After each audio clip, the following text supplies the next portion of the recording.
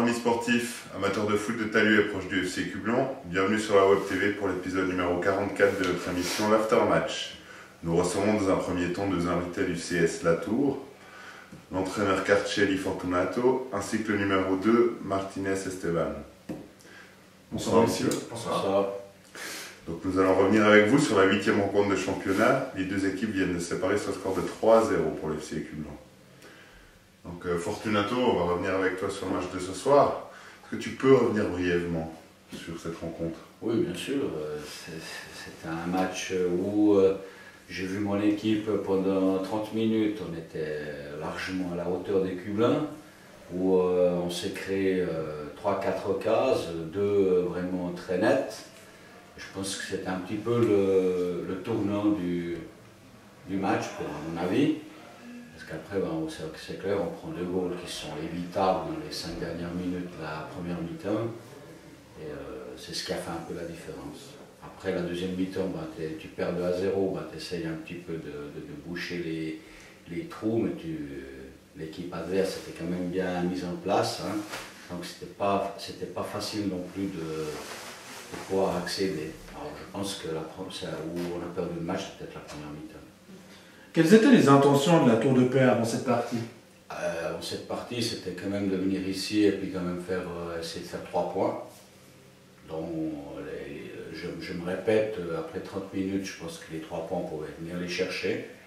Mais voilà, après, un match de foot, ça se joue à 90 minutes et on n'a pas été à la hauteur.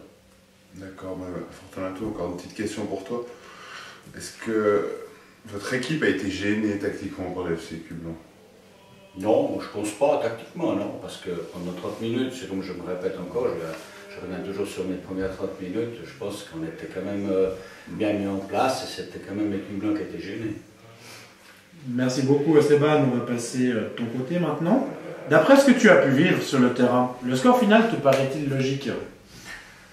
Alors logique, oui par rapport à l'engagement de Cublon. Pas logique par rapport à ce qu'on a nous proposé au début de match. Mais en tant que joueur et capitaine, c'est clair que c'est toujours une déception de dire que le score est juste. Hein, mais je crois que sur l'ensemble du match, je crois que la différence est faite dans l'engagement individuel de chaque joueur. Aujourd'hui, nous, on a un gros souci, c'est mental, c'est simplement ça. On a un gros souci mental. On a plus cette niaque, on peut dire en guillemets, ou cette rage qu'on avait par les saisons passées.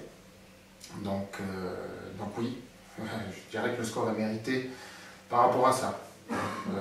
Après, si je rejoins le point de vue de l'entraîneur, c'est vrai que 30 minutes où on était bien en place, 30 minutes on a eu des occasions qui à mon avis devaient être concrétisées. On sait comment ça va en 3e ligue, hein. Donc on loupe une fois, on loupe 2 fois, ça met le doute dans l'équipe. Et puis après, les Cublans jouent bien, enfin vous jouez bien le coup, hein. Donc des goals fin de première mi-temps qui font très mal. On a essayé de relever la tête en deuxième, mais je pense qu'il y avait une différence au niveau mentalité, au niveau engagement du groupe en lui-même qui... Alors oui. Merci Esteban. Maintenant on va passer sur le match en lui-même. Est-ce que tu pourrais nous faire revivre l'action qui t'a le plus marqué ce soir, ou bien qui est symptomatique du match? L'action qui m'a le plus marqué, je crois que c'est à mon avis la première occasion qu'on a eue. Notre attaquant s'est retrouvé plus ou moins seul face au gardien des Cublans, où il a plus ou moins bien joué le coup, mais manque d'envie. Là, il doit y avoir 1-0 pour nous. Je pense que c'est les goals qu'il met dans son habitude. Aujourd'hui, il n'était pas là. Il était transparent, à mon avis.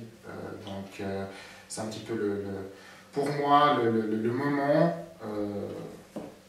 C'est l'action, franchement, qui aurait dû avoir joué. Maintenant, on va passer à notre second thème, tout d'abord avec Fortunato, hein, qui est le championnat 2011-2012. Peux-tu revenir sur les débuts de saison difficiles de ton équipe?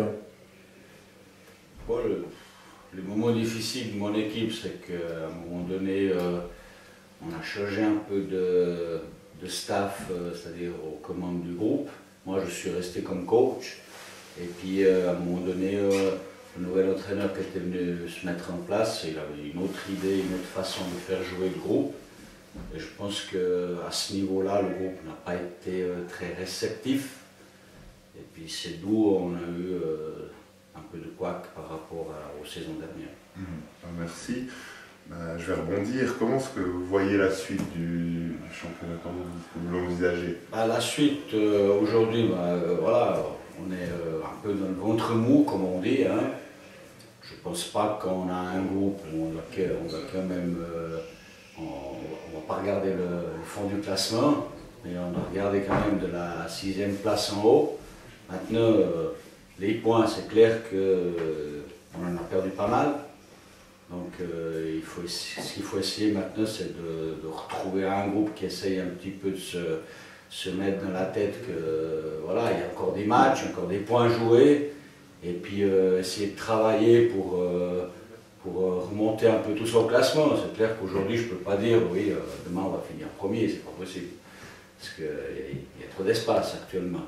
Mais on peut retrouver, si les joueurs, parce qu'il y a une équipe qui est très compétitive, on peut jouer en tout cas les premiers rôles, c'est-à-dire dans les 4-5 premiers. Moi je dirais dans les 4 premiers.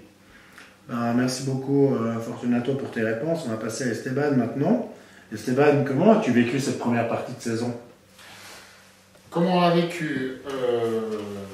Au début, motivante, bien. Et puis par la suite, c'est vrai que tous ces changements qu'on a eus en l'espace de 5-6 semaines, ça a beaucoup affecté le groupe. On est une équipe un petit peu en construction malgré tout, parce qu'on a incorporé beaucoup de jeunes, des juniors B, des bons juniors B qu'on a incorporés dans le groupe. Mais voilà, c'est toujours le problème, quand on incorpore des jeunes de 15-16 ans, il leur faut un temps d'adaptation, il leur faut une certaine mentalité. Donc, bien au début, moins bien maintenant. Bon, on garde espoir, on se dit qu'on est sur le bon chemin, malgré tout, même après ces défaites. On va essayer de continuer à travailler dans ce sens-là. Encore une fois, si je reviens sur le point de vue de l'entraîneur, je pense que le groupe est là. Je pense que la qualité technique des joueurs est là. Maintenant, c'est du mental. C'est du mental, c'est de l'envie, et puis c'est essayer de reconstruire un groupe soudé. Ok, merci. Maintenant, on va passer à notre dernier thème qui est la question football de notre émission. Donc, je vais peut-être la laisser. Question un peu spéciale. On va trouver une définition tirée du site internet de votre commune, donc, qui est située au cœur d'une région de plus de 80 000 habitants.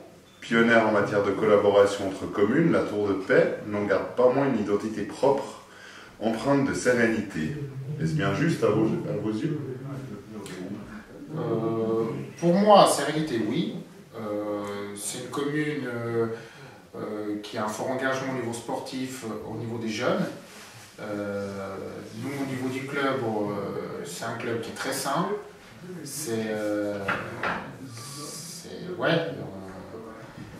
On ne paye pas les joueurs, comme d'autres communes voisines. Pour nos meilleurs recrutements, il y a interne au club. Donc à ce niveau-là, on peut dire que c'est très sain. Ça rejoint un peu l'esprit de toute la commune. Merci Esteban pour tes explications, mais cette phrase est liée à la page internet de l'Office des inhumations de votre commune. Est-ce pour attirer des personnes brillantes dans ce service, vu qu'un couvre-feu y est instauré à la Tour de Paix? C'est une question piège, ça. Exactement. Fortunato, tu as un avis là-dessus? Non, parce qu'inhumer, on va inhumer personne. On va inhumer personne. On va dire que nous, on va regarder ce qui est football. Et puis, voilà. Le reste, c'est de la politique. C'est pas du sport. Voilà. Merci messieurs en tout cas pour ces réactions. On vous souhaite une bonne suite de championnat. J'espère que vous releverez la tête rapidement. Volontiers. Et puis on se voit au match retour. Avec grand Pas de plaisir. souci, merci. Tout bon. Merci. T'en tiens un bon ou quoi? Je dirais bien, c'est pas Tiens, c'est pour toi. Ouais, ça, c'est vrai.